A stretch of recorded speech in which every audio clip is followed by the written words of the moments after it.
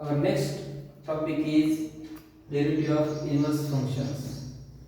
In this topic, we want to prove the next theorem as statement for theorem is suppose y equal to f of x is differentiable function of x on an interval I. This I is set of integers and y is 1 1 comma on 2 and dy by dx is not equal to 0 on I. Also, if f inverse y is differentiable on f of y, then we want to prove that derivative of x with respect to y, that is dy dx by dy equal to 1 dy by dx, where dy by dx is not equal to 0. Now to prove this result, here are only two variables. One variable is x and other variable is y. Now here y is differential function of x, that is y is dependent on x and x is independent variable.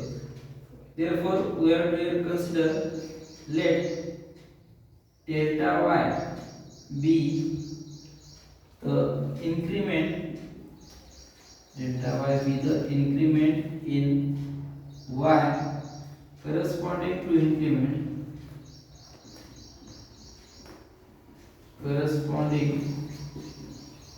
to increment delta x in x, because delta x is independent variable, x is independent variable and y is dependent variable. Therefore, as delta x tends to 0, comma delta y will also tends to 0. Now here we have to consider the result in terms of increments, that is here delta x by delta y equal to 1 divided by delta y by delta x. Here delta y by delta x is not equal to 0. If delta y and delta x are increments, therefore we can take in terms of values. Therefore dx delta x by delta y equal to 1 divided by delta y by delta x. Now to convert these increments delta in derivative, that is d, here also we have to take limits, that is we are taking limits as which is independent variable, x is independent variable, therefore taking limits as delta x tends to 0. Therefore we get limit of delta x by delta y as delta x tends to 0 equal to 1 divided by equal to here limit of 1 divided by delta y by delta x as delta x tends to 0. This can be written as limit of taking separate limits. This can be written as limit of 1 divided by limit of delta y by delta x as delta x tends to 0, because limit of 1 is 1. This is constant function, therefore we have to take limit of only denominator. Now here y is differentiable function of x. Therefore y is in Leibniz notation.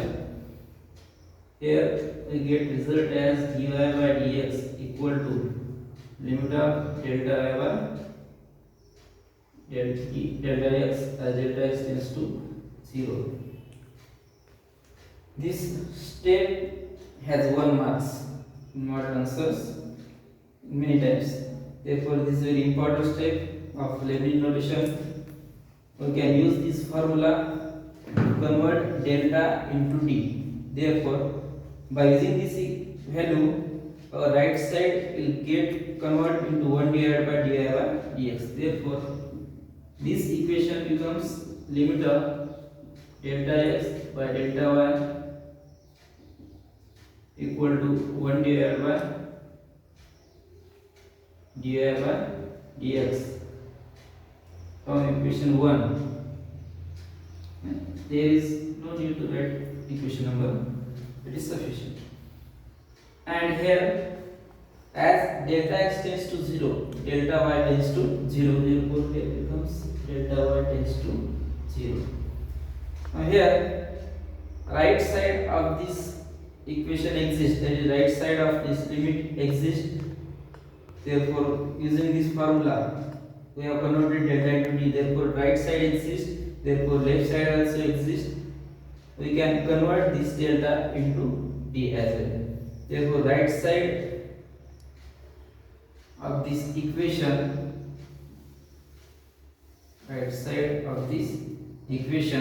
exists. Therefore, we have to write here RHS. We can write this equation as equation number 1. RHS of equation 1 exists. Therefore, LHS also exists, and it is equal to dx by dy. Therefore, our final result we get this left side is converted into dx by dy equal to 1 divided by dy by dx. This is our final result, where we have to consider denominator should be non-zero. Therefore, final condition for this formula is dy by dx is not equal to 0. This is our final result. In this way, we can prove derivative of inverse.